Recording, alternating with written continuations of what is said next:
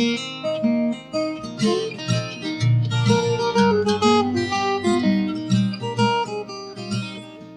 stories don't define you, but how you tell them will. Hi, I'm Sarah Elkins, Chief Storymaker and your host of this podcast. We share stories for many reasons. We want to persuade, we want to entertain, and we want to connect. But what we sometimes forget is the impact of the stories we tell ourselves. Whether you're sharing personal stories or business stories, how you share them makes a difference in how you remember them and in how you're being perceived by the people you're sharing them with. In this series, you'll hear stories that will resonate with you and you'll nod your head in understanding. And then we'll dig into lessons from each of those stories. How many times have you been sharing a story only to be interrupted by a person eager to share his own? Well, when I'm working with clients on communication skills, I remind them to listen for understanding, but not to respond necessarily. But during this podcast, I'm asking you to listen and consider your related stories and think about which stories in your life might have impacted you in a similar way. What is your top strength? Here's a hint. It's a thing you do naturally and probably don't even know it's unique. In March, I was gifted a book and a code to take the StrengthsFinders assessment. And because I trust and admire the person who gifted it to me, I took the assessment and read through what it meant. Now, I'm not a big fan of personality tests and other assessments for a few reasons. For one, they can be used in a negative labeling way, giving people an excuse to not pay attention to the needs of the people around them. They often aren't paired with coaching or clear strategies to apply what you learn about yourself. And if they're done out of context, without a specific purpose or mission, they miss an incredible opportunity for self-reflection. I took the assessment and I read the results, and I wasn't surprised at all. Again, because it was a gift from someone I trust, I decided to dig a little deeper and actually started to read the introduction of the book. It turns out that I was taking the assessment out of context, exactly what bothers me about most assessments. And as I read the book, I started to realize the incredible value in the concept. It's about focusing on our strengths to build and improve on them, as opposed to figuring out our weaknesses and trying to fix them. A light bulb went on in my head. Regardless of the tool we use in terms of these assessments, we need to focus our attention on what we do really well and build and develop those skills. When we work on those things we don't have a natural ability to do, we not only miss opportunities to spend that time and energy nurturing our unique strengths, we miss opportunities to collaborate with people with those complementary strengths. By not doing it, it makes it feel like we have to do all of these things on our own, when we all know that strong teams are more effective than someone working alone.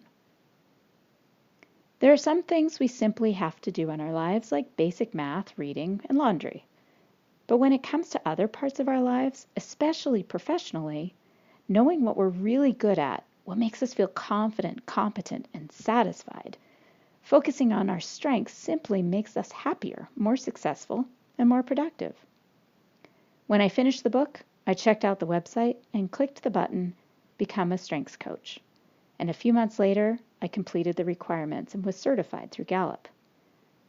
Thanks to the training, I'm now exploring my own strengths more deeply as I coach others using this tool. And it was as I was hiking on the mountain behind my house that I finally understood how my top strength really shows up in my life. I had some ideas about it, but most of what I was considering were things I believe other people without that particular top strength could also do well. You know those things you do every day, those things you do without thinking about them at all, but that make your life make more sense? Think about it this way. Consider something that annoys you about someone you love and spend a lot of time with, and consider this. Either it annoys you because you do it too, and you don't like that aspect of yourself, or it annoys you because you do it differently, maybe even better or more efficiently, and you can't figure out why they don't do it that way. If the answer is the second one here, this may give you a clue about how a certain strength shows up in your life. As I was walking up the mountain, I was thinking about exactly the path I would take, how I would get home, and why one path might be a better option than another. Bam! strategic. That's my top strength. And strategic just showed up. Here it is again. When I get into the car to go somewhere, before I even leave the driveway, I've planned my route to be the most efficient way to get to point B from point A.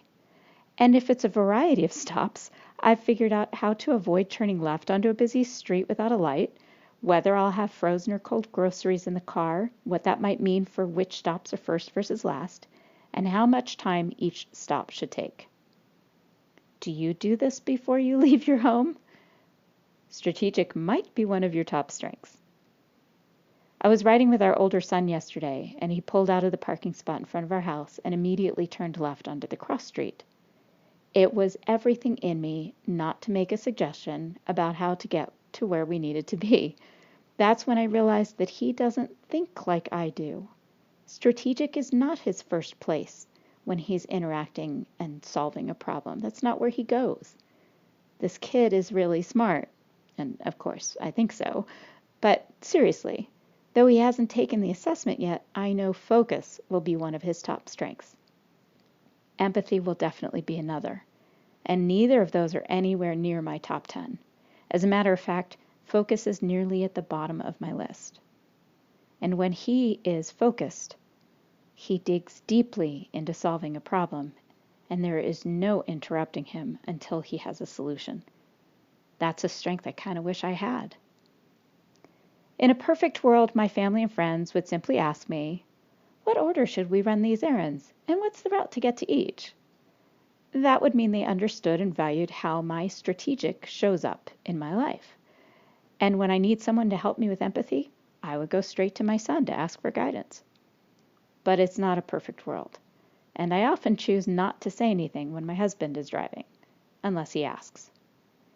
In the rest of my life, though, that strategic way of thinking has been a tool that my best employers have found incredibly valuable.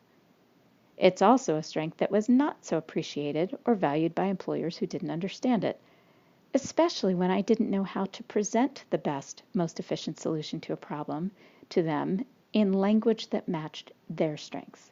Now, prior to reading the Clifton StrengthsFinders book and taking the assessment, I was sitting in a session about scaling our business at the No Longer Virtual event in Denver in February.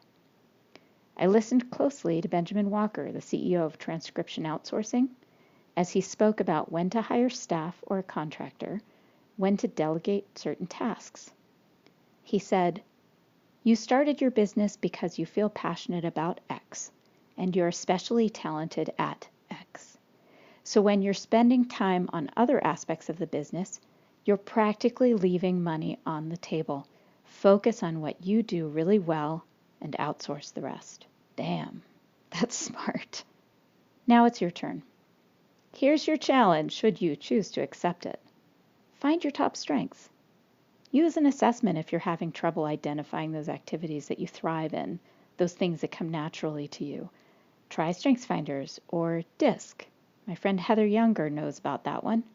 Or Stand Out, if you're struggling or if you just love this type of thing. After you have a good idea about your top strengths, take a few weeks to absorb them, to find ways that those strengths show up in your life so you can own them and use them with more intention. And then next, find ways to use those strengths in your everyday activities and take a moment to email me to share your observations. I'd love to hear from you. If you'd like to learn more about StrengthsFinders and how Elkins Consulting can help you and your team apply the results of your assessment to actually improve outcomes in communication, email me, Sarah Elkins, at elkinsconsulting.com. Thank you for listening to Your Stories Don't Define You, How You Share Them Will. Please visit my website for more podcast episodes, blog posts, and information about how I can help you develop and share your stories at elkinsconsulting.com.